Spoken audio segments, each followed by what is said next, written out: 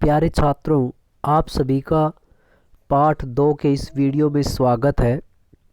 मैंने पिछली बार प्रथम पाठ का वीडियो ग्रुप में डाला था, लेकिन आप में से किसी भी बच्चे ने रेस्पॉन्स नहीं दिया। शायद ग्रुप की सेटिंग थी, उसको मैंने अब बदल भी दिया है कि उसमें हर कोई मैसेज भेज सकता है। पहले उसकी सेटिंग चेंज की हुई थी कि केवल एडमिन उसमें मैसेज कर सकता था।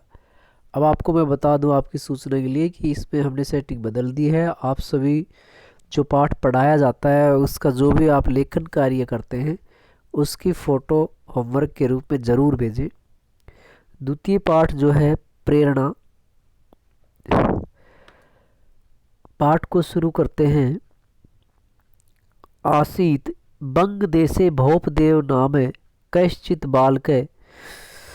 बंग देश में भोपदेव नाम का कोई बालक था।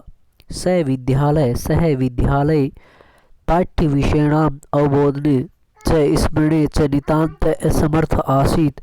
वह विद्यालय में पढ़ाए गए विषयों को अवबोधन करने में, याद करने में नितांत असमर्थ था। असौ प्राय चिंत्यति, वह प्राय यही सोचता था यत कि अन्य छात्रा सर्वान विषयान शीघ्रम अवगच्छन्ति, कि अन्य छात्र सभी विषयों को शीघ्र जान जाते हैं। लिखन्ति स्मरन्ति च, लिख लेते हैं, याद कर लेते हैं। किंतु मंद बुद्धि अहम ता न अवगच्छामि, किंतु मंद बुद्धि मैं उनको नहीं जान पाता हूँ। किमर्थम अहम अत्र समय वृथा नाश्यामि, क्यों मैं व्यर्थ में अपना समय यहाँ व्यतीत कर रहा हूँ। प्रेरणा, ये पाठ का शीर्षक है। एक दास है परीक्षायाम सफल है न अभवत, एक बार वह परीक्षा में सफल नहीं हुआ तो बहिर्गच्छत विद्यालयात् च, बहिर्गच्छत विद्यालय से बाहर चला गया। मार्गे एक कूप आसीत, मार्ग में एक कुआं था। कूप समीपे एक विशाल शिलाखंड आसीत, कुएं के पास में एक विशाल पत्थर का टुकड़ा था। शिलाखंडे, चट्टान का टुकड़ा था। शिलाखंडे अनेक लघु गर्त आसन, उस चट्टान के टुकड़े पर अनेक छोटे गड्ढे बने हुए थे। अनेका महिला कूप जलेन घटान पूरयन्ति, अनेक महिलाएं कुएं के जल से घड़ों को भरती थी। भोपदेव तत्र अतिष्ठत, भोपदेव वहीं बैठ गया। एका महिला से पृच्छते, महिला से पूछा, माते एतान सुंदरान गर्तान कै रचित, इन सुंदर गड्ढों को किसने बनाया। सा उच्च हंसती वंती च, वह जोर से ऊंची आवाज में हंसती है और कहती है, भो बालक, अरे बालक, वयम अत्र प्रतिदिन घटान स्थाप्यामि, हम यहाँ रोज अपने घड़ों को रखते हैं। घटानाम स्थापनेन, घड़ों को रखने से एते गर्ता जाता, ये गड्ढे बन गए हैं। कश्चित कर्म करे एतेषाम निर्माता न आसीत, कोई भी कारीगर इनका निर्माता नहीं है, काम करने वाला इनका निर्माता नहीं है।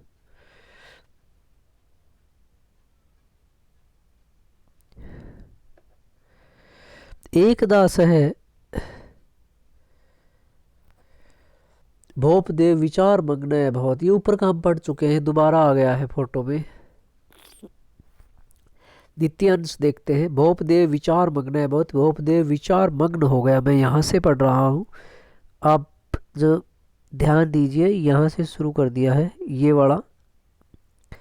भोपदेव विचार मग्न है बहुत, भोपदेव विचार मग्न हो गया। यदि कठोरायाम शिलायाम कोमलई घटई घरता भवंती, यदि कठोर शिला पर कोमल घड़े से गड्ढे बन सकते हैं, तरही पुनः पुनः अभ्यासेन कथम अहम विषयान न अवगच्छामि, तो मैं कैसे बार बार अभ्यास से कठिन विषयों को क्यों नहीं प्राप्त कर पाऊंगा, समझ पाऊंगा। अहम अपनी मनोयोगेन पठिष्यामि, मैं भी मनोयोग से पढ़ूंगा। लेखिष्यामि, लिखूंगा। स्मृष्यामि, याद करूंगा। कुशाग्र बुद्धि से, भविष्य में कुशाग्र बुद्धि बनूंगा। ततः बालक भोपदेव प्रसन्नेन मनसा विद्यालय आगच्छति, तभी बालक भोपदेव प्रसन्न मन से विद्यालय आता है। अभिहितेन मनसा पाठम पठति, एक लगन के साथ मन से पाठ को पढ़ता है, एक चित मन के साथ पाठ को पढ़ता है, लिखता है, स्मरण करता है। छात्र इसे चर्चा में अपने छात्रों के साथ चर्चा भी करता है। क्रम से तस्य बुद्धि विकास प्राप्त होती है और धीरे धीरे उसकी बुद्धि विकास को प्राप्त होती है।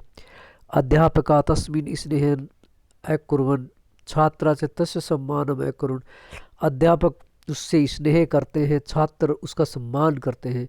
कालांतरे कुछ समय पश्चात से महान विद्वान है, वो महान विद्वान बन गया। बालानाम सुख बोधाय च मुग्ध बोध व्याकरण में, और उसने बालकों को सरलतापूर्वक समझाने के लिए एक मुग्ध बोध व्याकरण की रचना की। तो ये भोपदेव नामक बालक की प्रेरणादायक कहानी है छात्रों। इसमें बताया गया है कि अभ्यास के द्वारा सब कुछ संभव है, असंभव को भी हम संभव कर सकते हैं। ये इस कुछ अभ्यास प्रश्न हैं आप किस विद्या के लिए दिए गए हैं, और भी हैं आपके पास जो बुक्स मिली हुई है उनमें बहुत सारे अभ्यास प्रश्न दिए, लेकिन जो महत्वपूर्ण है वही मैंने यहाँ लिए हैं। भोपदेव कस्मिन प्रदेश वसते, इसमें आपको पता है भोपदेव कहाँ रहता था, बंग प्रदेश है। भोपदेवेन शिलाखंडे किम दृष्टवा पठनाय प्रेरणा प्राप्त, भोपदेव ने चट्टान के ऊपर क्या देखकर पढ़ने की प्रेरणा प्राप्त की, गर्तान गड्ढों को। मस्तिष्केन सबलम, बहुत ही मस्तिष्क किन से मजबूत होता है, मनोयोगेन पठनेन स्वाध्यायन। मानव किम करत्वा बुद्धि विकास, परमाणु क्या करके बुद्धि का विकास करते हैं, परिश्रम परिश्रमेण परिश्रम से। मम भाग्य विद्या नास्ति, ऐसा उक्ति कसी है, भोपदेव की उक्ति है। समानार्थक पद लिखने हैं, महिला का नारी विद्यालय का गुरुकुल भी हो जाएगा। नेक्स्ट पर चलते हैं। संस्कृते उत्तराणी लिखते, संस्कृत में उत्तर लिखने। महिला निज घटान कुत्र स्थापित, महिला अपने घड़ों को कहाँ रखती हैं, महिलाएं अब विशाल खंडे, एक विशाल चट्टान पर। छात्रा कुशाग्र बुद्धि कथम भवति, छात्र कुशाग्र बुद्धि कैसे होते हैं, अभ्यास अभ्यास से। भोपदेव केसाम सुख बोधाय व्याकरण वर्चत, भोपदेव ने किन के सुख पूर्व ज्ञान कराने के लिए व्याकरण की रचना की, बाल का नाम, बालकों के लिए, यहाँ केसाम की जगह आ जाए। पाषाण शिलायाम गर्ता कथम जाता, पाषाण जो की शिला थी, पत्थर की जो चट्टान थी, उस पे गड्ढे कैसे हो गए थे, पुनः पुनः घटानाम स्थापनेन, बार बार घड़ों को रखने से, पुनः पुनः घटानाम स्थापनेन। अहम मनोयोगेन पाठिष्यामि इति कै कथयति, मैं मनोयोग से पढ़ूंगा, ये किसने कहा, भोपदेव ने कहा। तो छात्रों ये कुछ महत्वपूर्ण प्रश्न थे जो मैंने कराए हैं। आप सभी से ये निवेदन है कि इन प्रश्नों को कॉपी भी करके ज़रूर भेजें ग्रुप के अंदर, रेस्पॉन्स देना शुरू करें। ये बिल्कुल बंद है ग्रुप, ऐसे लगता है जैसे कोई मैं ही अकेला ही इसमें जैसे पढ़ने और पढ़ाने वाला हूँ। आप सभी को रेस्पॉन्स देना ज़रूरी है, जो भी भेजा जाता है उसको अपनी कॉपी भी करके भेजिए। अभ्यास से ही सब कुछ हो सकता है। आपने जैसा एक कहानी पढ़ा है, आप अभ्यास करेंगे तभी आपको संस्कृत समझ में आएगी। और कोई विशेष समस्या हो आपको संस्कृत में, कोई चीज़ नहीं फिर भी नहीं समझ में आती, तो आप मुझसे डायरेक्ट कॉल करके पूछ सकते हैं। धन्यवाद।